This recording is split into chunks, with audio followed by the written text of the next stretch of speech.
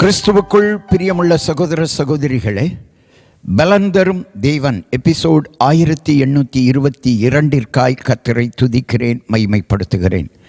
இந்த நாளிலும் ஏசாயா 60 அதிகாரம் 15வது வசனம், நீ நெகிழப்பட்டதும் கைவிடப்பட்டதும் ஒருவரும் கடந்து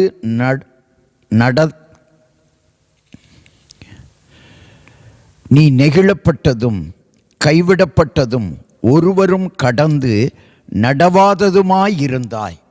ஆனாலும் உன்னை நித்திய மாட்சிமையாகவும் தலைமுறை தலைமுறையாயிருக்கும் மகிழ்ச்சியாகவும் வைப்பேன். வேதம் சொல்லுகிறது, இன்றைய நாளின் வாக்குத்தத்தமாய் உன்னை மகிழ்ச்சியாக வைப்பேன்.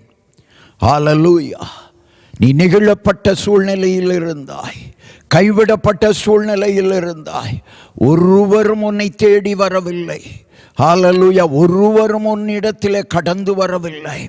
ஆனால் இன்றைக்கு ஆண்டவர் உனக்கு கொடுக்கிற வாக்குத்தத்தம், உன்னை மகிழ்ச்சியாக வைப்பேன், உன் தலைமுறை தலைமுறை மகிழ்ச்சியாக இருக்கும் என்று ஆசீர்வதிக்கிறார்.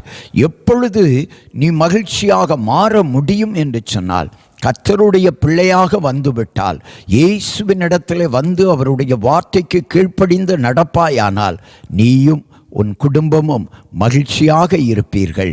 உன் தொழில் மகிழ்ச்சியாகும், உன் வியாபாரம் மகிழ்ச்சியாகும், உன் வேலை மகிழ்ச்சியாகும்.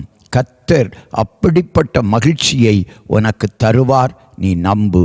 இயேசு கிறிஸ்துவின் நாமத்தில் ஜெபிக்கிறேன் பிதாவே. ஆமென், ஆமென்.